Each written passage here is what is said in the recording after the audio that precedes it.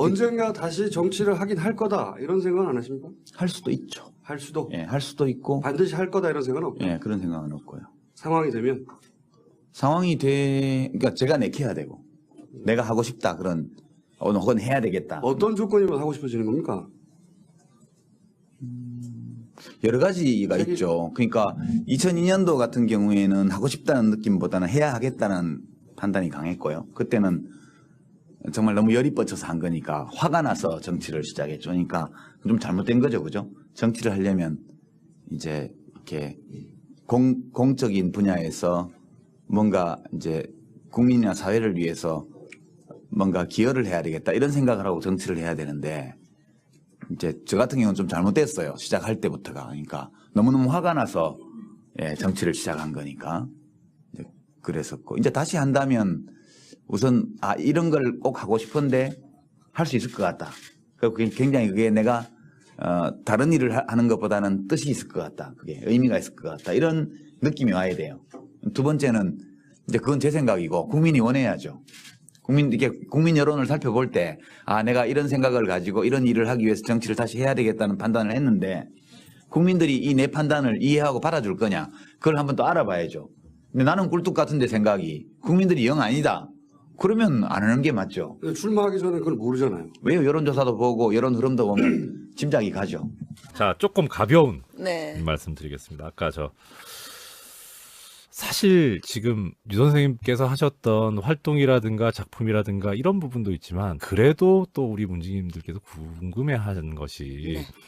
어쩔 수 없는 연좌제. 네. 예. 그 문 대표님 썰전 나오셨을 때 그때 사람들이 밑에 이제 뭐 자막 뭐 댓글 한 게 뭐냐면 문 대표님께서 유 장관님 쳐다보면서 부를 때 빨리 와라. 네. 그 보시면서 네. 그러니까 선생님께서 보시는 유시민 장관님 네. 또 유시민 장관님께서 당연히 네. 문재인 대통령 되시면 네. 어떤 역할을 하실 만한 게 있지 않을까 어떻게 생각하시는지. 이건 좀 굉장히 비밀 사항인데요. 네. 좋다 이거. 네. 유시민이 7, 8학번 서울대에 입학해서 네. 1년 기숙사 생활을 하고 나머지 3년은 저희 집에서 다녔어요. 네네. 그리고 독일로 유학을 갈 때도 저희 집에 새 식구 주민등록을 옮겨놓고 갔고요. 예. 그 다음에 이러저러한 그 서울 생활에서 일상을 거의 같이 한 네네. 가장 가까운 동생이에요. 네. 그래서 잘 알죠, 모든 거를. 예. 기억에 가장 오래 남은 일은 그때 마침 이제 살고 있던 그 고양시에서 보궐선거가 생겼고 2003년도에 예. 그냥 출마를 하게 됐는데 그때까지 저희 집에 있었어요. 그래서 네. 저한테 네. 그랬어요. 누나 나 이 정치 딱 앞으로 6년만 할 거야. 그랬어요. 예. 그러니까 남아있는 보궐선거 기간하고 예. 노무현 대통령이 계시니까 한 번은 더 해야 네, 될 네. 거 아니에요. 네. 나 애국심이 부족해서 더 예. 길게는 못해. 이렇게 하고 나갔단 말이죠. 예. 그러니까 뒷일을 생각하지 않으니까 옳다고 생각하면 마구잡이로 내지르고 남이 나를 어떻게 생각할지를 네. 배려하지 않고 내가 옳다고 생각하는 일은 마구잡이로 막 내가 이 말을 하게 되면은 적이 많이 생기고 네. 이런 거 전혀 배려하지 않은 거죠. 예. 좌고우면하지 않은 것이고 배려- 옳다고 생각하면 그냥 배려라기보다는 그야말로 정말 이렇게- 정치적 계산을 예, 하는 거죠. 그렇죠. 예. 자, 그러다 보니까 정치인은 100사람의 동지보다 한 사람의 적을 만들지 말아야 된다는 그 룰을 어긴 거죠. 그래서 무지하게 욕도 먹고 안티도 많이 생기고 네. 그랬던 거죠. 만약 정치를 길게 하고 정점까지 올라갈 생각이 있었다면 그렇게는 안 했겠죠. 네. 이제 자기 말대로 됐네요. 그런 비화가 있었군요. 네. 이거 그래서 참. 네. 저렇게 하는구나라는 생각도 들었고요. 네. 근데 이제 동생이라서가 아니고 어쨌든 국민을 생각하는 따뜻한 마음, 네. 그다음에 불의와 불공평에 대한 그 천례적인 어떤 그 분노, 네. 이런 것과 그다음 독일 가서 또 경제학 공부도 하고 네. 또 경제학에 대한 많은 책도 쓴 점에서 보자면은 좀 이렇게 지적 능력이 좀 풍부하고 네. 뛰어난 사람들이 뭔가 국리민복을 위해서 일을 한다면은 좀 더 합리적으로 잘하지 않을까 네. 하는 아쉬움은 좀 있어요. 그런데 뭐 좀이 아니고요. 어쩌겠어요. 엄청 큽니다. 저 선생님께 말씀드릴 건 아니지만 네. 참 많은 사람들이 아쉬워하고 그리워하고 희망하고 있거든요. 근데 예. 정치 그만둔 다음엔 오히려 조금 둥그러진 것 같아요. 아, 동그란 유시민 된 것 같아요. 남들이 들으면 눈사람이 살이 많이 찌셨나? 네, 아유, 참 선생님, 예, 이거 한번 저 말씀 듣고 싶습니다. 뭐 사실 약간 좀 가볍게 가자 그래서 네. 저 유 작가님 유심 장관님 말씀드리긴 했는데 사실 선생님한테 꼭 듣고 싶은 말씀은 이겁니다. 아, 뭐. 우리 사회에 네. 어른이시고 네. 어른인가요? 참 네. 많은 이제 가르침도 주시고 하는데 네. 지금 현재 2017년 3월 초중순에 대한민국에 있는 청년들에게 네. 해주시고 싶은 아, 말씀. 네. 네. 청년들이요. 예. 우선 저는 거리에서나 차 안에서나 뭐 지하철에서나 이렇게 청년들을 만나면요. 네. 기성세대로서 참 미안한 생각이 들어요. 네. 열심히 민주주의를 위해서 산다고 열심히 살고 노력도 많이 하고 뭐 짧게지만 감옥도 갔다 오고 그랬는데 이렇게 2030 청년들에게 헬조선이란 말을 듣게 될 줄은 몰랐습니다. 네. 네. 그래서 뭔가 기성세대가 부족했기 때문에 살피지 못했기 때문에 오늘날 이렇게 청년들이 스스로 이렇게 헬조선이라고 지칭을 하나 하는 생각이 들어서 네. 너희들이 틀렸다는 말을 전혀 하고 싶지 않고요. 네. 네. 우선 참 미안한 마음이 들어요. 예. 그리고 어떻게 하면 저 푸르른 젊은 날을 자신이 원하는 일을 하면서 행복하게 살게 해줄 수 있을까? 예. 라는 기성세대로서의 깊은 고민을 하게 됩니다. 그리고 어쨌든 그럼에도 불구하고 청년들에게 해주고 싶은 말은요. 네. 오늘의 대한민국이 그냥 이루어진 것은 아닙니다. 네. 그러니까 오늘의 대한민국을 민주주의와 산업화의 성공이라는 두 개의 기둥이 받치고 있는데요. 네. 오늘 광장에서 이렇게 생각이 달라서 나누어지고 있는 사람들도 네. 그 관점이 틀려서 그런 거예요. 예. 민주주의는 오늘의 이 탄핵 선고를 보면서 이 정도면 세계가 부러워하는 수준으로 우리가 도약하고 있다는 네. 자존감이 생겨요. 네. 그런데 이제 이 한 3년 전인가 그 프랑스 젊은 경제학자 토마 피케티가 네. 인류의 불평등에 대해서 천착을 했잖아요. 네. 그런데 그 본국인 프랑스나 유럽보다는 훨씬 더 미국과 한국에서 그것이 네. 네. 네. 그 네. 토마 피케티가 풍미했어요. 네. 그 지론이. 네. 그만큼 또 네. 신자유주의가 더 심화됐고 그러니까 예. 불평등 지수가 그만큼 한국이 높다는 네, 얘기죠. 그렇습니다. 네. 그래서 민주주의는 성취를 했으되 경제적인 불평등 문제, 양극화 문제, 네. 그리고 유엔이 이것을 이제 사회권이라고 경제, 사회, 문화적 권리를 네. A 규약 네. 사회권이라고 통칭하거든요. 네. 그런데 이제 이 자유권, 정치적 시민적 권리는 국민들이 들고 일어나서 법률을 고치면 네. 법률을 고치는 그 순간에 효력을 발생해요. 네. 네. 그런데 이제 이 유엔이 정한 이 사회권, 네. 그러니까 평등하게 잘 살 수 있는 권리는 네. 뭐 너무 잘 아시겠지만 법률의 문제가 아니라 사회적 유용할 수 있는 가용 자원을 국가가 정책을 통해서 어떻게 분배하느냐 네. 이 문제이기 때문에 굉장히 어려운 문제예요. 네. 그러니까 통계적으로 보면은 한 2만 불 선에 다다르면 반드시 이 문제가 네. 불거져 나오게 되어 있어요. 네. 예. 한국이 지금 그 예. 단계에 있는 것이죠. 그래서 이것이야말로 열정과 의지로 해결하는 문제가 아니고요. 사회적 가용 자원과 네. 그것을 행정부가 집행하는 정책적인 문제로 어떻게 집행하느냐의 문제로 네, 네. 달려 있습니다. 네. 그래서 유엔에서도 이 사회적 권리는 정치적 시민적 권리와 다르게 이렇게 정의하고 있어요. 사용 가능한 가용한 자원의 최대화를 통해서 점진적으로 구현할 수 있는 권리 이렇게 정의를 하고 있거든요. 네. 그래서 굉장히 어려운 문제예요. 네. 사실 뭐 30년 전에 6월 민주항쟁 때는 국민들이 우리가 대통령을 우리 손으로 직접 뽑겠다. 그렇죠. 정치적 권리. 네. 시민적 정치적 권리잖아요. 이걸 네. 자유권이라고 그러는데 그거 우리에게 돌려다오. 네. 우리는 헌법이 명기한 우리의 권리를 우리 스스로 가지겠다. 네. 라고 해서 개헌을 했잖아요. 네. 개헌을 함과 동시에 즉각적으로 효력을 발생합니다. 그렇죠. 그런데 우리 국민들이 지금 심각하게 느끼고 있는 불평등의 문제, 네.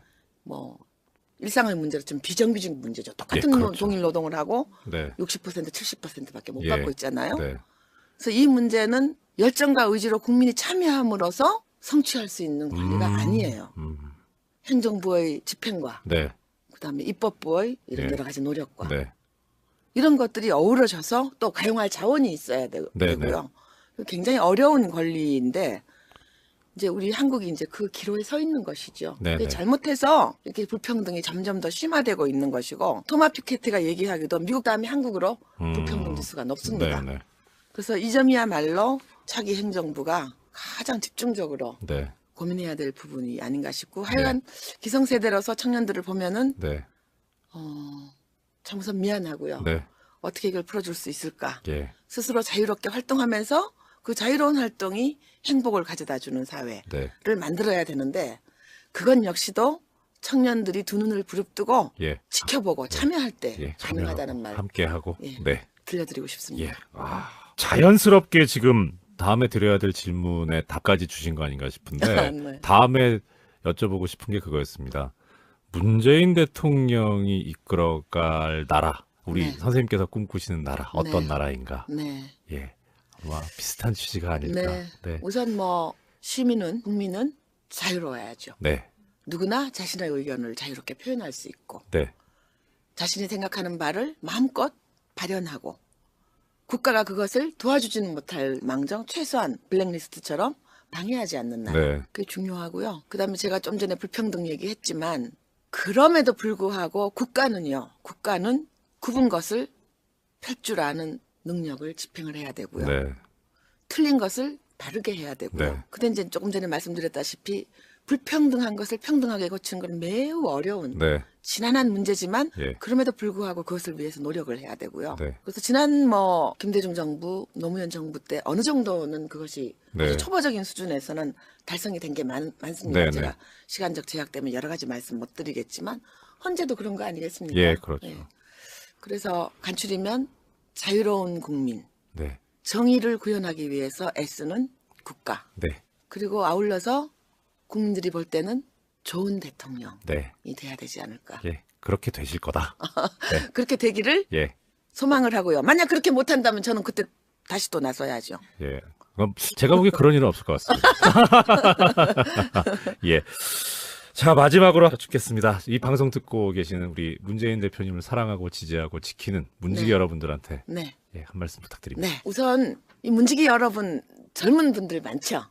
나이 드신 분보다는. 예, 이 네. 연령의 스펙트럼이 꽤 넓은 것으로 알고 있는데 네. 특히 좀 꽤 정치에 예. 관심이 있고 우선 예, 이런 헬조선에서 이렇게 정치에 관심을 가지고 좋은 국가를 이루기 위한 제1의 조건 참여하는 청년들이 있어서 네. 너무 고맙고요. 네, 근데 이제 기성세대라서 조금 염려되는 부분이 있다면은 네네, 열정과 투지가 있어서 그런 걸로 이해는 되는데 네, 사람이 다 생각이 좀 다를 수 있거든요. 네, 그렇죠. 그래서 네. 뭐 우선 당내 정황을 봐도 후보가 셋이 있고요. 예, 내십니다, 네, 아, 내십니까? 자기하고 네, 다른 생각을 얘기하는 분이 있을 수 있어요. 예, 있을 수 있어요. 그래서 네. 그것이 크게 이것을 이렇게 이건 완전히 틀린 예, 거라고 생각이 들지 않는다면 네, 그분들의 말에도 경청을 해주고요. 예, 또 한번 생각해보는 여유를 가졌으면 좋겠고요. 네, 그러니까 한번 뭐 문자 폭탄에 시달리는 분들 많잖아요. 네, 그래서 이 노무현 대통령과 문재인을 좋아하는 또 유시민도 사랑하는 네, 여러분들이 너무 지나치게 단세포적이다 라는 인상은 안 줬으면 좋겠다는 네, 그런 말하자면 노파심이랄까요? 이런 게 좀 있어요. 네, 그래서 알겠습니다. 뭐 잘 아시겠지만 지난번에도 그랬고요. 우리가 왼쪽 오른쪽에 있는 사람 말고 가운데 있는 사람들 한 20%가 네, 늘 이 승패를 좌우해요. 예, 뭐 전문 용어는 스윙 보터라고 네네, 그러잖아요. 예, 그 스윙 보터들의 마음에 다가드는 예, 좀 더 넓은 마음, 예, 따뜻한 태도 예, 이런 것들이 있다면은 더 금상첨화가 아닐까. 네. 이 노파심에서 드리는 말씀이에요. 그러니까 결론은 그거네요. 우리 문지기 여러분들께서도 문재인 대표님처럼 되라. 넓은 마음, 따뜻한 마음. 네. 네. 사실 그 문재인 대표가요, 참 본의 아니게 정치에 끌려 나와서 얼마나 많은 비난과 욕설에 시달립니까? 예. 그런데 그분 그 특유의 하는 걸로 예. 웃으시잖아요. 네.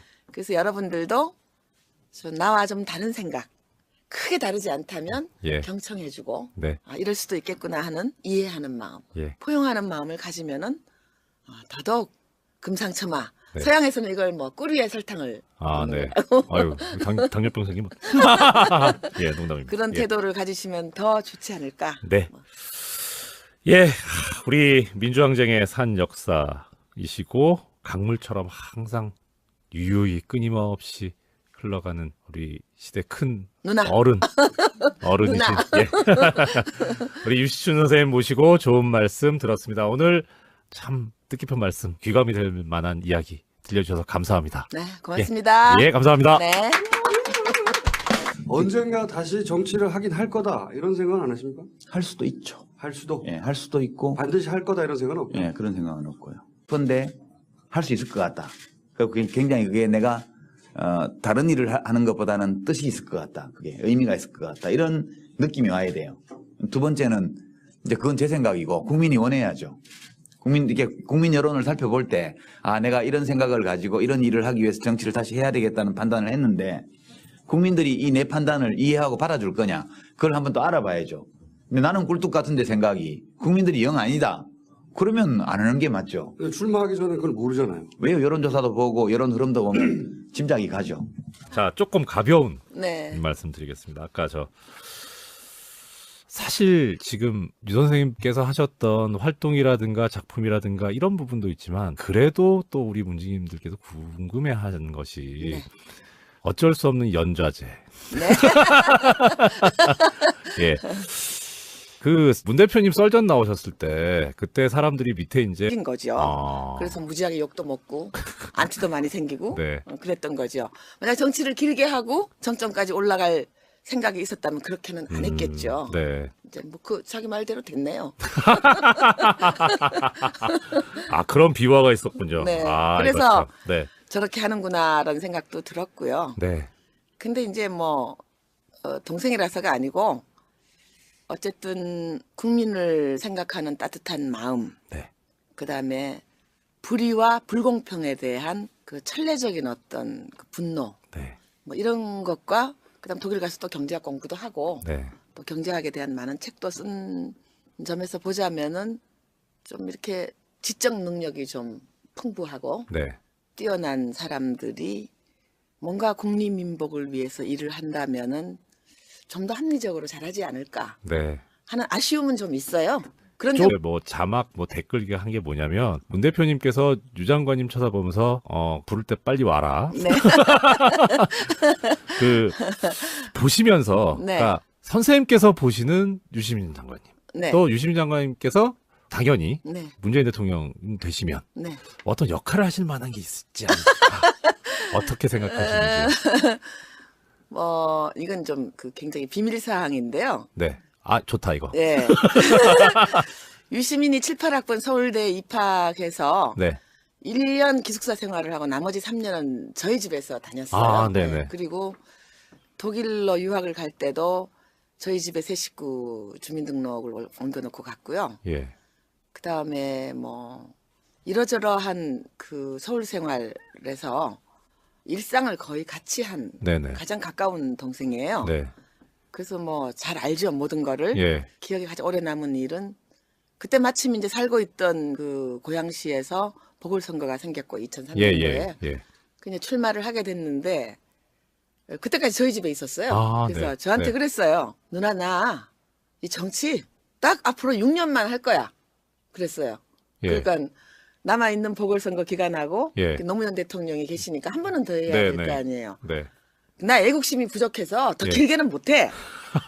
이렇게 하고 나갔단 말이죠. 예. 그러니까 뒷일을 생각하지 않으니까 옳다고 생각하면 마구잡이로 내지르고 아. 남이 나를 어떻게 생각할지를 네. 배려하지 않고 내가 옳다고 생각하는 일은 마구잡이로 막 내가 이 말을 하게 되면은 적이 많이 생기고 네. 이런 거 전혀 배려하지 않은 거죠. 예, 예. 자고 오면 하지 않은 것이고 배려- 옳다고 생각하면 그냥 배려라기보다는 그야말로 정말 이렇게- 정치적 계산을 예, 하는 거죠. 그렇죠. 예. 자, 그러다 보니까 뭐 정치인은 100사람의 동지보다 한 사람의 적을 만들지 말아야 된다는 그 룰을 언젠가 다시 정치를 하긴 할 거다 이런 생각은 안 하십니까? 할 수도 있죠. 할 수도 예, 할 수도 있고, 반드시 할 거다 이런 생각은 없고 예, 그런 생각은 없고요.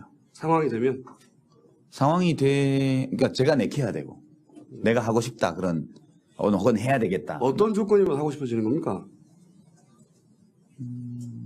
여러 가지가 책임- 있죠. 그러니까 2002년도 같은 경우에는 하고 싶다는 느낌보다는 해야 하겠다는 판단이 강했고요. 그때는 정말 너무 열이 뻗쳐서 한 거니까 화가 나서 정치를 시작했죠. 그러니까 좀 잘못된 거죠, 그죠? 정치를 하려면 이제 이렇게 공적인 분야에서 뭔가 이제 국민이나 사회를 위해서 뭔가 기여를 해야 되겠다 이런 생각을 하고 정치를 해야 되는데 이제 저 같은 경우는 좀 잘못됐어요. 시작할 때부터가. 그러니까 너무너무 화가 나서 예, 정치를 시작한 거니까 이제 그랬었고 이제 다시 한다면 우선 이런 걸 꼭 하고 싶